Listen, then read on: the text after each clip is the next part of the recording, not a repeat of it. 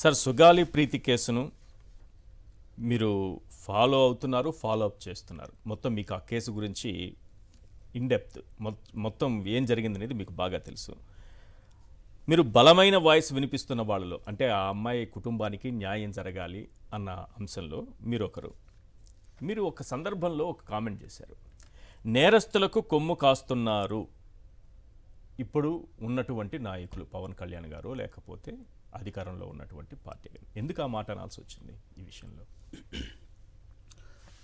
2017 అంటే 2017లో ఈ ఇన్సిడెంట్ జరిగింది. ఆగస్టు 18న 2 సంవత్సరాల పాటు ఇదే తెలుగుదేశం అలాంగ్ విత్ బీజేపీ అధికారంలో ఉన్నారు. ఉండి ఇన్సిడెంట్ జరిగినప్పుడు 19న ఎఫ్ఐఆర్ ఫైల్ చేశారు. కట్టమంచి స్కూల్, కర్నూలు పక్కన ఉన్నటువంటి స్కూల్, అది జనార్దన్ రెడ్డి, హర్షవర్ధన్ అండ్ వివేక్ వాళ్ళ పేర్లే రాశారు దానిలో. అయితే అధికారంలో ఉన్నటువంటి ప్రభుత్వం చర్యలు తీసుకోవడంలోనూ అలాగే ప్రాపర్గా ఇన్వెస్టిగేట్ చేయడంలోనూ పూర్తిగా విఫలం అవ్వాల్సిన అవసరం ఎందుకు వచ్చింది?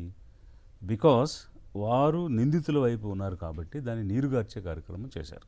అంటే 5 మెన్ కమిటీ కూడా అప్పుడు ప్రభుత్వమే నియమించింది అనుకుంటాను, నాకు తెలిసి. ఆ 5 మెన్ కమిటీ ఏం చెప్పిందంటే, ఆ స్కూల్లో పనిచేస్తున్నటువంటి మేల్ వర్కర్స్ ఎవరైతే ఉన్నారో అక్రాస్ ది లైన్, టాప్ నుంచి బాటం వరకు అక్కడ పనిచేస్తున్న మగవాళ్ళ అందరి యొక్క డిఎన్ఏలు తీసుకొని ఈ ఆటోప్సీ రిపోర్ట్లను, ఆ ఫారెన్సిక్లను ఏ రిపోర్ట్స్ అయితే ఆ స్పర్మ్ ఐడెంటిఫైడ్ అని చెప్పున్నారో దాని డిఎన్ఏతో మ్యాచ్ చేయడం కోసం అక్కడ ఉన్నటువంటి మేల్ పర్సన్స్ అన్నీ కూడా తీసుకోమని చెప్పారు. అది చేయలేదు వాళ్ళు. చేయలేదు. చేయకుండా ఏం చేశారు, కోర్టుకు వెళ్ళి ఇట్లా వాళ్ళు యాక్చువల్గా నిందితులకి బెయిల్ వచ్చేసింది. ఓకే, బెయిల్ వచ్చిన తర్వాత డిఎన్ఏ తీసుకోవడానికి వాళ్ళు సహకరించడం లేదని ఈ ఇన్వెస్టిగేషన్ టీం కోర్టుకు వేశారు. సో వేసినప్పుడు తీసుకోమని కోర్టు ఆర్డర్ ఇస్తే అప్పుడు తీసుకుని ఇక్కడ యాక్చువల్గా అందులో ఇన్వాల్వ్ అయిన వాళ్ళు డిఎన్ఏ మ్యాచ్ చేయడానికి ట్రై చేశారా, వేరేది ఇచ్చారా అన్న దానికి సంబంధించి కూడా ఎవరు డిఎన్ఏ తీసుకున్నారు, ఎవరితో మ్యాచ్ అవ్వడానికి ట్రై చేశారు, ఎంత మందిని తీసుకున్నారు, ఇది కూడా చాలా కీలకంగా సార్. అక్కడ ఉన్నటువంటి మేల్ స్టాఫ్ మొత్తం కూడా తీసుకోవాలి కదా? తీసుకోలేదు. లేదు. సో ఇట్లా ఒకవేళ తీసుకున్నవి కూడా అక్యూజ్డ్వి తీసుకున్నారా, వేరే వాళ్ళు తీసుకున్నారా, ఎవరు దాంతో మ్యాచ్ చేశారనే దాని మీద కూడా క్లారిటీ లేదు. ఓకే. సో ఇట్లా అంటే ఈ విధంగా నడిచిన విధానం మనం చూస్తే క్లియర్గా అప్పుడున్న government headed by present chief minister Chandrababu Naidu గారు కేవలం ఆ అక్యూజ్డ్ నిందితులు ఎవరైతే ఉన్నారో వాళ్ళని కాపాడటానికి రకరకాలైనటువంటి అడుగులు వేశారు, రకరకాల ట్విస్టులు చేశారు, ఇన్కంక్లూజివ్ చార్జ్ షీట్ ఫైల్ చేశారు. అక్కడ డాట్స్ అన్నింటినీ కనెక్ట్ చేయకుండా, అంటే ఒకదానికి ఉన్నటువంటి లింక్స్ అన్ని ప్రాపర్గా కనెక్ట్ చేయకుండా, ఒక కంక్లూజన్ డ్రా చేయకుండా హడావిడిగా ఈ చార్జ్ షీట్ ఫైల్ చేయడం అనేది ఒక ఆస్పెక్ట్.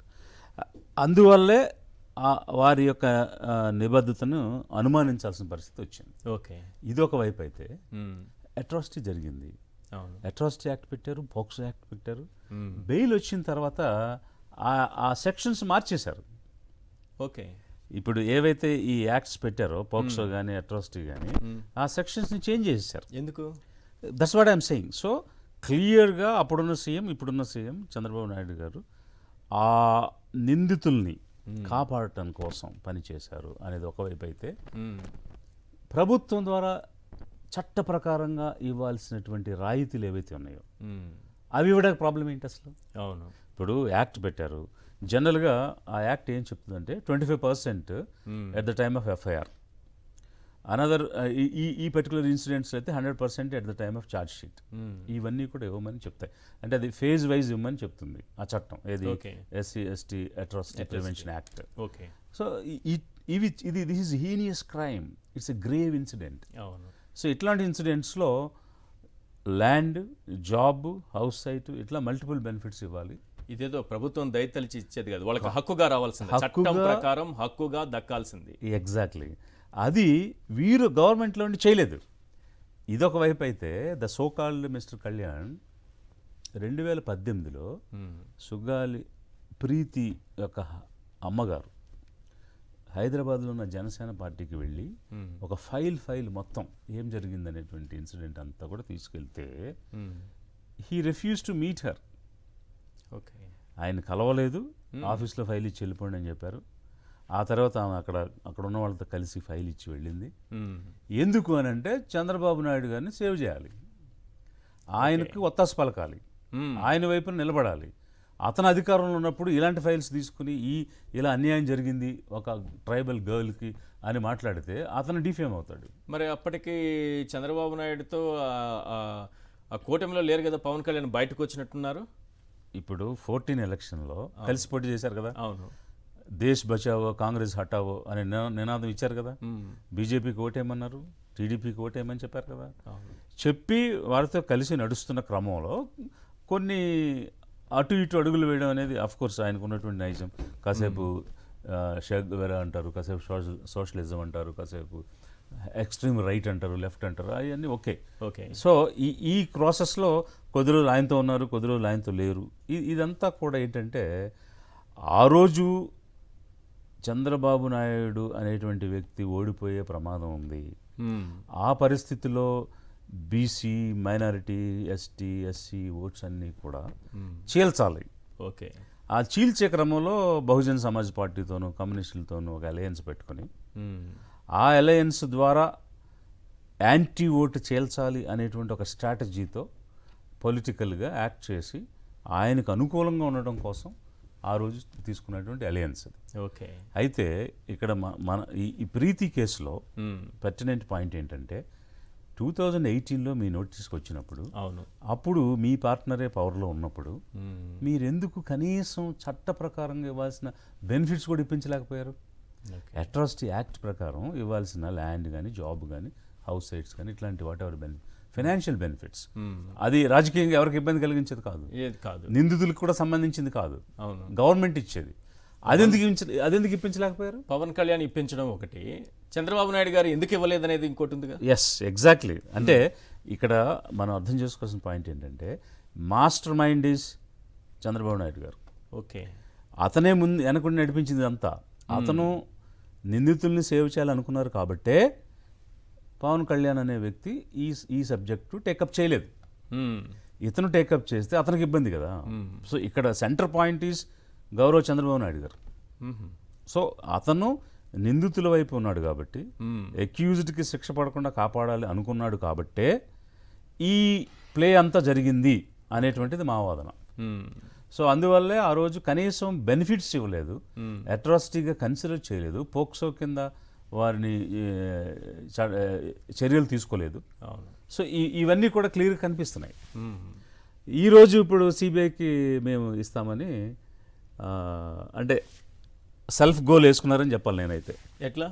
ఎలా సెల్ఫ్ గోల్ అంటే ఈరోజు ఈ ఇష్యూ మళ్ళీ బయటకు వచ్చింది. ఎందువల్ల బయటకు వచ్చింది?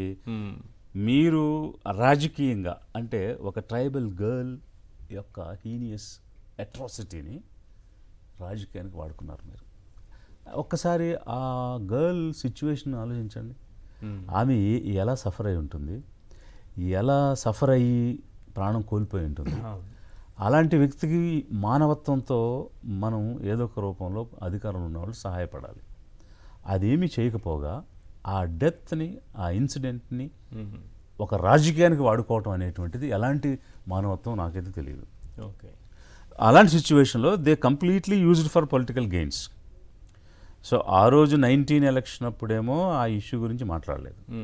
24 ఎలక్షన్కి వచ్చేటప్పటికి అదొక పెద్ద ఇష్యూ చేసి మేము న్యాయం చేస్తామని చెప్పేసి ముందుకు వచ్చారు. ఓకే, నిజంగా చేస్తారని ప్రజలు అనుకున్నారు. మరి రాగానే చేయాలిగా. సిబిఐకి రాశారు. ఇప్పుడు ఈరోజు సిబిఐకి ఇస్తామని చెప్తున్నారు. మేము మనం కూడా ఈ విషయం రేస్ చేస్తే సిబిఐ చాలా క్రిస్టల్ క్లియర్ రాసింది. ఏమి రాసిందంటే దీనిలో ఇంటర్నేషనల్ ఇష్యూ లేదు, ఇంటర్స్టేట్ ఇష్యూ లేదు, కాంప్లెక్సిటీ ఆఫ్ లా లేదు. I have a copy. Complexity of law అనేది కూడా లేదు. అలాంటి సిచ్యువేషన్లో మేము ఎలా ఎంటర్ అవ్వాలి అనేది ఒక వాల్యుబుల్ అంటే ఒక రీజనబుల్ క్వశ్చన్, వాళ్ళు లాజికల్ క్వశ్చన్ వేశారు. దాంతోపాటు ఏం చెప్పారంటే additional SP that to A female officer ఒక ఛార్జ్ షీట్ కూడా ఫైల్ చేసిన తర్వాత ఇన్వెస్టిగేషన్కి స్పేస్ ఎక్కడుంది? ఛార్జ్ షీట్ ఫైల్ అయిందంటే ఇన్వెస్టిగేషన్ కంప్లీట్ అయినట్టే కదా. అట్లాంటి సిచ్యువేషన్లో మమ్మల్ని ఎందుకు రమ్మంటున్నారని వారు రాశారు. మరి ఈ సిచ్యువేషన్లో వీరు సిబిఐని పిలుస్తున్నారంటే కేవలం ఏంటంటే మాట ఇచ్చేసాం, ఫెయిల్ అయిపోయాం, ఓకే, ప్రజలు గమనించారు, డ్యామేజ్ అయిందా? డ్యామేజ్ జరిగిపోయింది, ప్రజలు గమనించి తిరిగి అడిగేస్తున్నారు, మా దగ్గర ఆన్సర్ లేదు. ఇక్కడ నేను ఇంకొక విషయం కూడా మీకు చెప్పాలి. పవన్ కళ్యాణ్ గారు స్వతంత్రంగా మాట్లాడి స్వతంత్రంగా చెప్పే పరిస్థితులు లేరు. సో ఎంతసేపు ముఖ్యమంత్రి గారు చెప్పింది ఫాలో కావాలి, ఆయన్ని సేవ్ చేయాలి. ఈయనేమో మాట ఇచ్చాడు, అతనేమో దానికి ఒప్పుకోవడం లేదు. సో ఈ పరిస్థితిలో ఏం చేయాలో అర్థం కాకుండా ఏదో అడకత్తిలో పోక చెక్కలాగా అయిపోయాడు.